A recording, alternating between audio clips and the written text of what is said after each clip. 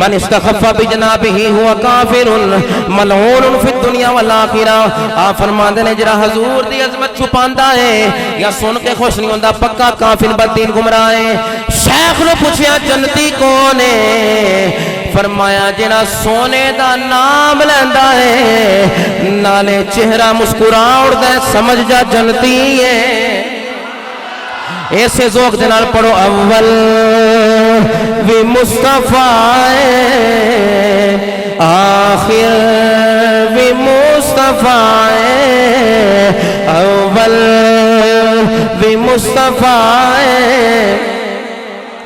بخدا خدا کا یہی ہے در نہیں اور کوئی مفر مکر جو وہاں سے ہو یہی آ کے ہو جو یہاں نہیں وہ وہاں نہیں. اول بھی مصطفیٰ صفائے اول هو الاول والآخر والظاہر والباطن وهو بكل شيء علیم. آپ فرماتے رب العالمین قرآن مقدس اندر اشار فرماتا ہے میں اولا میں آخرہ میں ظاہرہ میں باطنہ. میرے شیخ عبدالحق محدث دہلوی ایدہ ترجمہ کر دینے.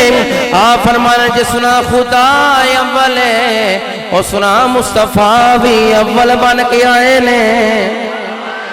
جسنا رب آخر ہے مصطفیٰ آخر نے رب ظاہر ہے مصطفیٰ ظاہر نے رب باطن ہے مصطفیٰ بھی باطن نے.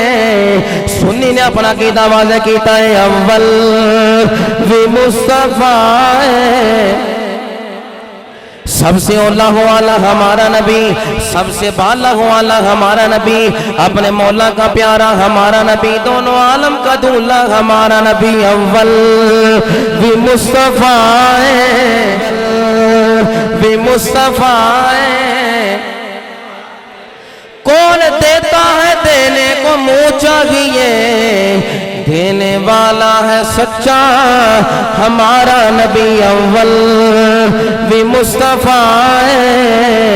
آخر بھی مصطفیٰ ظاہر بھی مصطفیٰ باطن بھی مصطفیٰ.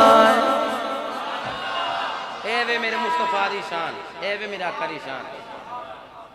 جب مصطفیٰ آگے رب نے فرمایا ان کے صدقے سے ہی تمہاری توبہ قبول ہوگی.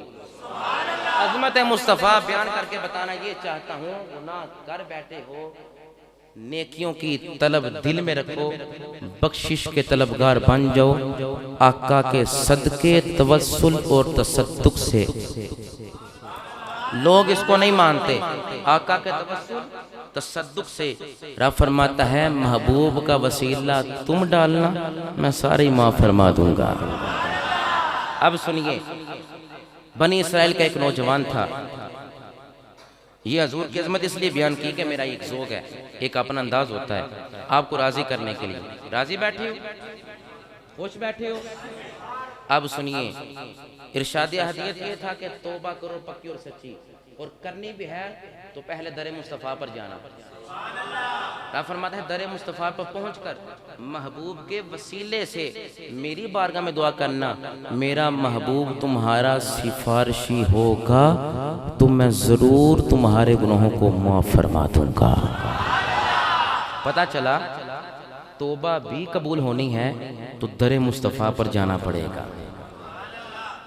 اعمال بھی قبول ہونے ہیں تو در مصطفیٰ پر جانا ہوگا. نماز کی قبولیت بھی ہونی ہے تو در مصطفیٰ پر جانا ہوگا.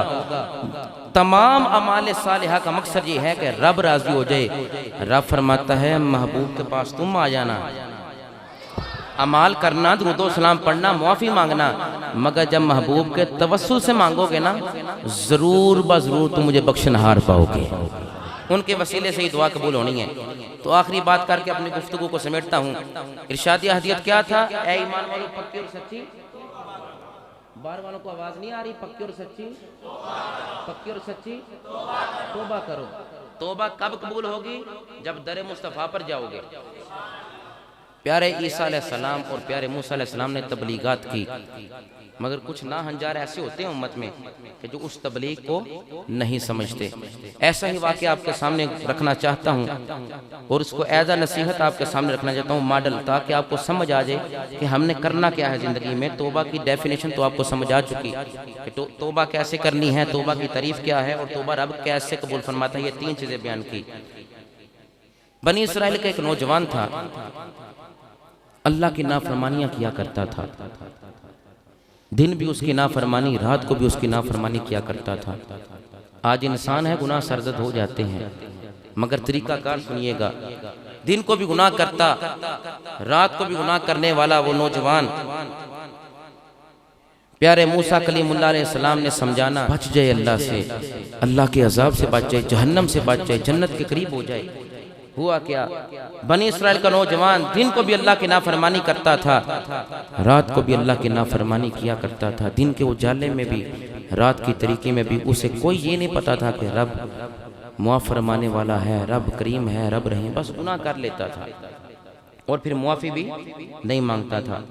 دن کے اجالے میں بھی گناہ کرنے والا، رات کی تاریکی میں بھی گناہ کرنے والا بنی اسرائیل کا نوجوان، ایک دن ہوا کیا، لوگوں نے اس کو اپنے شہر سے باہر نکال دیا کہ تو اللہ کی نافرمانی کرتا ہے، اللہ کو ناراض کرتا ہے، تو رکوع و سجود نہیں کرتا، دفع ہو جا ہماری بستی سے، ہمارے شہر سے نکل جا۔ ملک بدر کر دیا، شہر بدر کر دیا، کس کو؟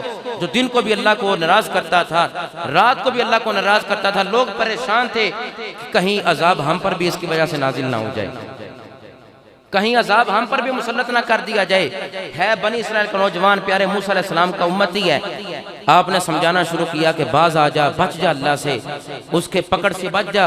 جب اس کی پکڑ میں بندہ آتا ہے پھر وہ سارے حساب لیتا ہے، تو اس وقت سے پہلے کہ ثم لتسألن یومئذ عن النعیم، کہ تجھ سے ساری نعمتوں کے بارے میں پوچھا جائے، بچ جا اللہ کے عذاب سے، بچ جا، ڈر جا۔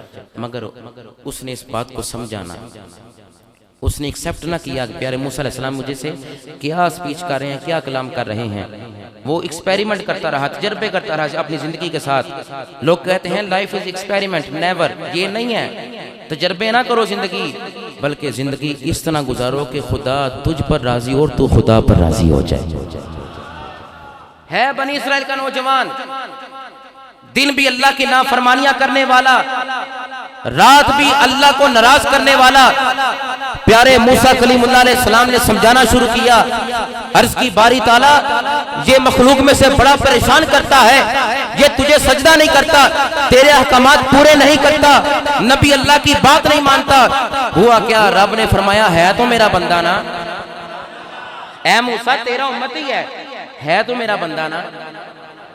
نسبت دیکھو کس کی طرف ہے، عام نہیں، رب فرماتا ہے یا عبادی، اے میرے بندے، اے میرے بندے۔ جب نسبت خدا کی طرف ہو، اعلیٰ نسبت کا اعلیٰ ہی اجر ملتا ہے۔ رب فرماتا ہے میرے بندے گناہ کر کے میری دہلیز پر آ جا، میں ہی تیرے گناہوں کو معاف کروں گا۔ میرے بندے، اے نہیں کہا اے بندو، فرمایا میرے بندے۔ اے موسیٰ ہے تو میرا بندہ نا، ہے تو میرا ماننے والا نا۔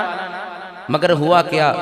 ایک دن ایسا آیا کہ لوگوں نے شہر بدر کیا تو جنگلوں کی طرف نکل گیا، اہوزاریاں کرتا رہا، روتا رہا کہ مخلوق مجھ سے پریشان ہے۔ پیارے موسیٰ علیہ السلام پریشان، توجہ رکھیے کہ مجھ سے لوگ پریشان ہیں، مجھے ملک بدر کر دیا، شہر بدر کر دیا، ہائے افسوس، یا اللہ میں کہاں جاؤں؟ یا اللہ تیرے علاوہ میرا کوئی سہارا نہیں، تیرے علاوہ مجھے کوئی معاف کرنے والا نہیں۔ کیا ہوا؟ جب شہر سے نکلا جنگلوں کی طرف تو ایک غار میں آہوزاریاں کرتا رہا، اللہ سے معافی مانگتا رہا، مگر مخلوق میں سے کوئی بھی شخص اس کے پیچھے نہ آیا، کیونکہ دن کو بھی گناہ کرتا تھا، رات کو بھی گناہ کرتا تھا، لوگ بھی پریشان تھے، اللہ کے پیغمبر بھی پریشان تھے۔ ایک دن ہوا کیا؟ بیماری کا غلبہ ہوا اس پر، تو اس نے سوچا کہ میں گناہ کرتا ہوں، کیوں نہ اس سے توبہ کر لوں۔ جب مصیبت آتی ہے بندہ تب ہی توبہ کرتا ہے، خوشحالی میں کوئی توبہ نہیں کرتا، خوشحالی میں ہم توبہ نہیں کرتے۔ اگر فرمایا خوشحالی میں ہو یا غمی میں ہو اللہ سے ڈرتے رہا کرو۔ انسان کی نجات کا یہی سبب ہے کہ دن کے اجالے میں، رات کی تاریکی میں، خلوت میں، جلوت میں، لوگوں میں بیٹھے ہو یا علیحدہ بیٹھے ہو، بس اس سے ڈرتے رہو. ڈرنے کا اجر یہ ہوگا رب تمہیں 2 جنتیں عطا فرما دے گا. اب اس واقعے کو کمپلیٹ کرنے سے پہلے ایک بات سنا دوں آپ کو، ڈر والی، توبہ والی. اللہ رب العزت فرماتا ہے نماز پڑھو تو 1 جنت، روزہ رکھو تو 1 جنت، تلاوت قرآن کرو تو، بولیے، نماز پڑھو تو، روزہ رکھو تو، حج کرو تو، تلاوت قرآن کرو تو، والدین کو راضی کرو تو. رب فرماتا ہے اعمال صالحہ کرو، نماز، روزہ، حج، زکوٰۃ، تلاوت قرآن، اعمال صالحہ، ورد و وظائف، تسبیح و تہلیل کرو، میں 1 جنت عطا فرماؤں گا.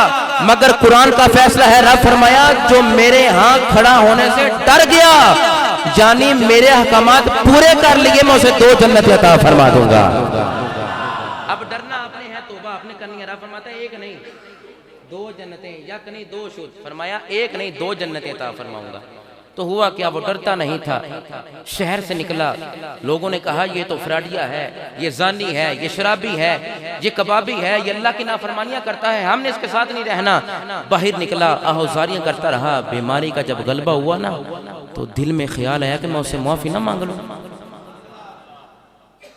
ذرا تصورات کی دنیا میں جاؤ. ہاں جب آپ کا کوئی عزیز بیمار ہوتا ہے، آپ کی سال آپ اس کو بے بسی کی حالت میں دیکھتے ہیں، تب آپ فوکس کرتے ہیں اپنی زندگی پر کہ آج یہ ہل نہیں رہا، آج اس کی زبان نہیں چل رہی. اس وقت سے پہلے توبہ کرنی چاہیے. ہاتھ نہیں ہلیں گے، آنکھیں تیرا کوئی بند کرے گا، پاؤں تیرے کوئی باندھتا ہوگا، اولاد تیری دور ہو جائے گی. سفید داڑیوں والے بابے بیٹھے ہیں، پوچھو زیادہ گزر گئی ہیں تھوڑی رہ گئی ہے. ہم نے چھوٹے ہوتے یہ سوچا تھا کہ بوڑھے ہوں گے تو چلے جائیں گے دنیا سے، مگر آج چھوٹا بچہ بھی جا رہا ہے، جوان بھی جا رہا ہے، بوڑھا بھی جا رہا ہے. کوئی وقت کا پتہ نہیں ہے. اللہ سے معافی مانگ لو. ہوا کیا، بیمار ہوا نا جب، دل تنگ ہوا، طاقت نہ رہی، بے بسی کے عالم میں کہتا ہے مولا آج تو ہی میرا سہارا ہے. کہتا ہے مولا آج تو نے ہی میری فریاد کو سننا ہے.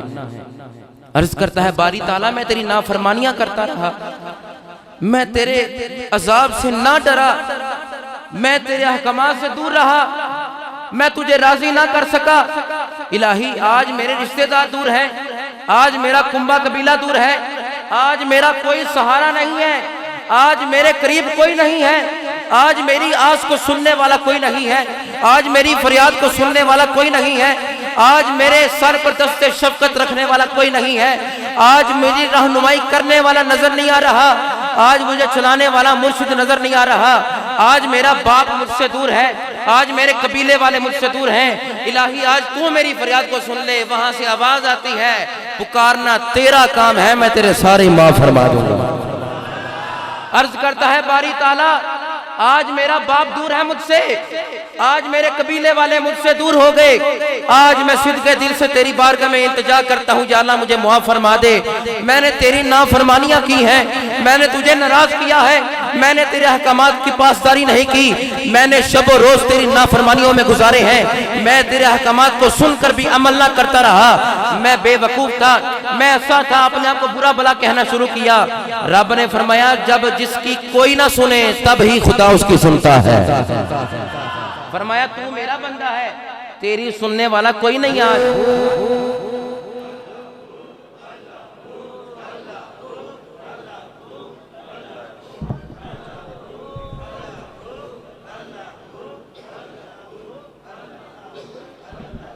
ماشاءاللہ بڑی محبت کے ساتھ قبلہ استاذ العلماء قائد تحریک نازش دنیا خطابت حضرت علامہ صاحبزادہ پیر محمد ذکا اللہ رضوی صاحب مرکزی صدر پاسبان اہل سنت پاکستان آپ تشریف لائے.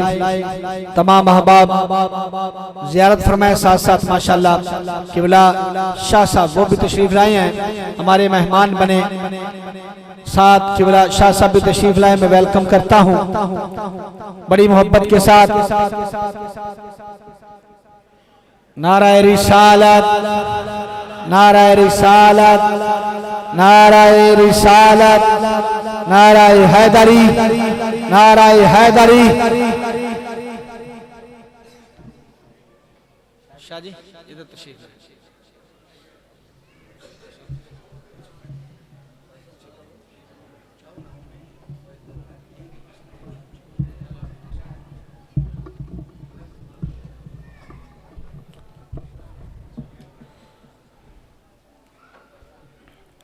توجہ سے سماعت فرمائیں۔ پیارے موسیٰ کلیم اللہ علیہ السلام فرمانے لگے نکل جا بستی سے، تو نے پریشان کر رکھا ہے، اللہ کے احکامات کی پاسداری نہیں کرتا۔ جنگلوں کی طرف گیا تو جب بیمار ہوا، بیماری کا غلبہ ہوا، ہاتھ کام نہ کیے، جسم کام نہ کیا، بے بسی کا عالم جب آیا نا تو کہنے لگا رب کریم آج تو میری بخشش فرما دے، آج تو مجھ پر کرم فرما دے، میرے عزیز دور ہیں، میرے بھائی دور ہیں، آج تو نہ میری فریاد کو سنے گا تو میری فریاد کو کون سنے گا؟ آج اگر تو نہ مجھ پر کرم کرے گا تو مجھ پر کرم کون کرے گا؟ میری فریاد کو کون سنے گا؟ میری داد رسی کون کرے گا؟ الہی آج تو مجھ پر کرم فرما دے، میں پچھلی غلطیوں کی معافی مانگتا ہوں، تیری بارگاہ میں بخشش کا طلبگار ہوں، صدق کے دل سے توبۃ نصوحہ کرتا ہوں، مجھ پر کرم فرما۔ اس بستی میں گیا، جنگلوں کے اندر ہوا کیا؟ کہنے لگا باری تعالیٰ مجھ پر کرم فرما، گناہوں کو معاف فرما۔ پیارے موسیٰ علیہ السلام کو اس کی حالت کا پتہ چلا کہ میرے امتی کی یہ حالت ہے، تو اسی حالت میں اس کا انتقال ہو گیا، دنیا سے چلا گیا۔